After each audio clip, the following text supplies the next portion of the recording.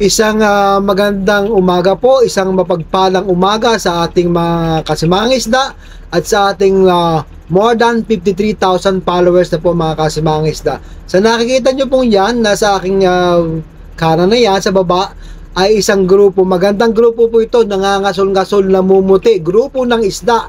Kasalukuyan na pong pumoporma sa atin sa grupong yan ang ating barko na si Marimar. Sa bago lang po sa ating Facebook page at saka sa YouTube channel, ang ating pong barko ay nagngangalang si Marimar.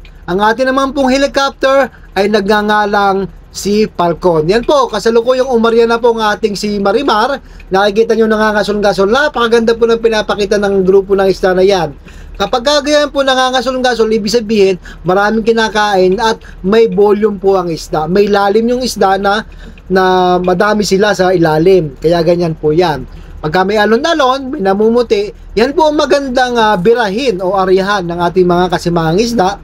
Ganyan po ang paghuhuli natin dito sa Pacific Ocean. Paulit-ulit ko pong binabanggit sa aking mga previous vlogs. Ganito po ang sistema ng aming panghuhuli ng isda ng gulyasan, yellowfin, tsaka tuna. Sa bago lang po, ito po yung ating pamamaraan kung paano tayo manghuli. Hindi po kami nangangawil dito sa Papua New Guinea. Sa Pacific Ocean po kami. Yan, kasalukuyang umiikot po ang ating barko. At sa makikita ninyo, yung isang maliit na boat dyan, ang tawag doon ay main skip. Siya po yung humihila ng lambat. Pag binagsak siya, binaba siya, siya po humihila ng lambat para mailadlad yan ng ating barko at mapaikutan yung isda. Ang haba po ng ating lambat ay humigit kumulang mahigit 1 kilometro o halos 2 kilometro yan pag nabanat ho yan. So ganun po mga kasimangang isda ang ating ginagamit na lambat dito. Malapad po yan. Kita ninyo, may ang alon-alon na yan, nasa kanan na yan. Yan po yung inarihan naming grupo. Dyan po lang dyan ang isda. Yan, kita ninyo. Umiikot pa rin si Marimar. Yan. Makikita nyo yung alon-alon na yan. Yan po, pilit niya pong hinahabol yan para masakop at mahuli mga kasimangang isda. Panoorin nyo po hanggang dulo mga kasimangang isda kasi malaki po itong grupo na ito. Tuni-tunilada po ang aming hinuhuli dito. Tinutinalada talaga naman. Napakaraming isda dito sa Pacific Ocean. Yan po, speedboat po yan. Nagbubulabog yan, namumuti na yan. Yan po si Jimban. Kung tawagin po ng mga kasimangang isda, baboy-baboy, ganyan po. Yan. Yan, along-alon na yan. Malapad na alon-alon. Nasa halos masakop ng yan.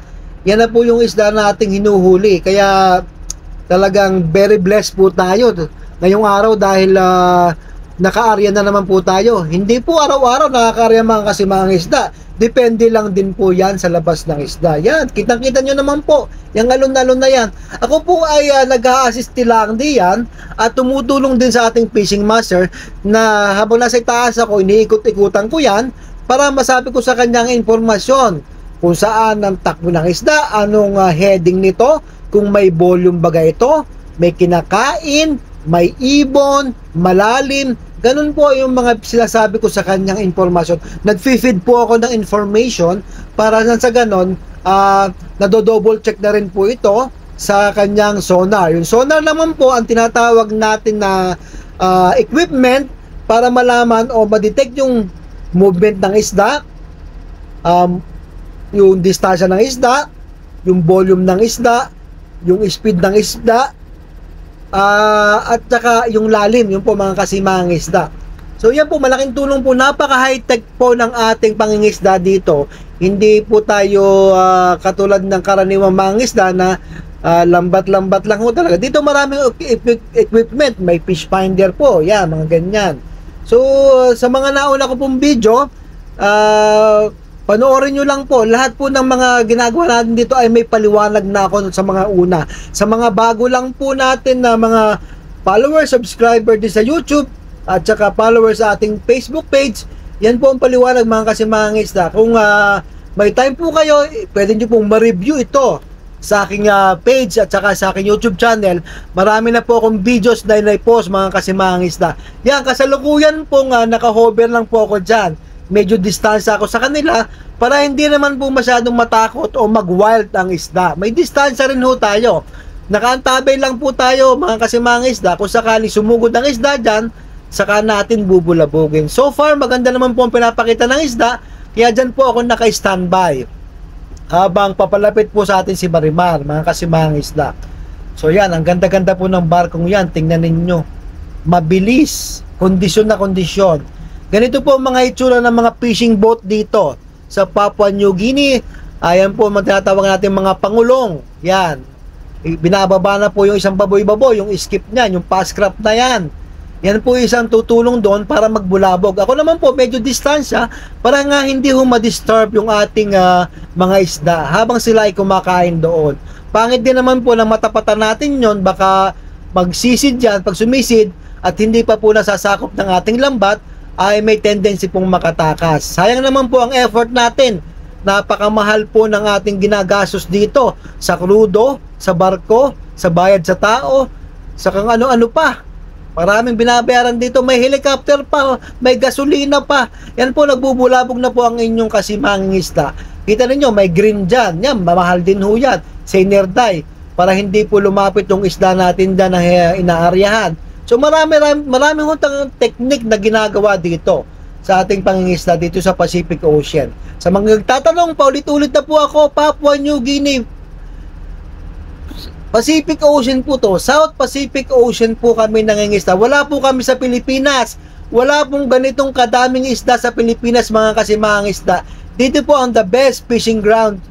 Sa isa sa pinakamagandang fishing ground sa buong mundo po. Dito po nagmumula ang mga tuna na inilalata. Yung mga sashimi nyo dyan. Yung mga pinapalaman yung mga tuna dyan sa Pilipinas at around the world, maaaring kami po ang nakapanghuli niyan. Kami po nagsusupply around the world po, mga kasimang isda. Napaka gandang fishing ground po dito, mga kasimang isda. Ayan, nagbubulabog po ako kasalukuyan. Nandito po ako sa Tustusan. Para po malaman ng karamihan, ang Tustusan po, ayun po ay bandang hulihan ng barko kung sakwan wala na pong lambat doon. Kable na lang po. Yung kable po yung bumibira ng ating lambat. Puro hydraulic po kami dito, malalaking kable. Napakamamahal na kable. Yan, nagbubulabog po dyan ating mga baboy-baboy. Yan, para hindi po dyan sumugod ang ating isda na inaryahan. Yan po ang prevention natin para hindi makatakas. Yan, ako nga po ay take off na dyan. Pinapalanding na ako ng aking master dahil kayang-kaya ng kontrolin ng ating tatlong baboy ang ating inaryahang isda. Kaya yan, na gano'n na po ako. For landing na po tayo, mga kasimang isda. Iikutan ko lang po yan. Nang sa ganon ay makita ko rin kung nandyan pa rin sa loob, sabi ko rin, at makita ko rin yung mga pataw dyan, kung anong lagay ng lambat natin, mga kasimang isda. Yun din po, bilang tulang din po sa ating fishing master, nag-a-advise din po ako ng ganon para being tuna pilot, tuna spotter, yun po ay kusakwan ni isang essential part din po, o isang aspect na makakatulong para sa ating pangingisda. Yan po. Nakita nyo, yung dilaw na yan po yung palutang o yung floats o yan yung punatawag na pataw para hindi po lumubog ang lambat. Yung mga dilaw na yan. So nasabi ko nga po ulit, almost 2 kilometers po ang ating lambat pag ito ay nabanat. Yan, for landing na po tayo, mga kasimang isda. Pagka ganyan po, medyo malaki na po ang porsyento na mahuli yung isda dahil pinalanding na po ako ng aking fishing master. Yan po, mga kasimang isda. Yeah, patuloy po sila sa pagbibirada ng kanilang kable para lumalim po ang lambat at nang sa ganon masakop o mahuli yung isda. Pag lumalim po ang lambat, hindi na makakasisid ang isda para tumakas. Yan po, mga kasimang isda. Ganyan po ang panghuhuli namin dito.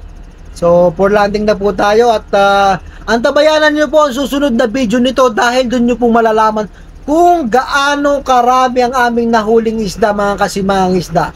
Maraming salamat po sa pagsubaybay. Ingat po kayo dyan. Follow po Simang Isda by Capdilo.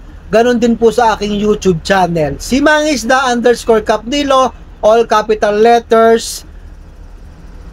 Subscribe po and click the notification bell para lagi kayong updated sa aking mga bagong videos.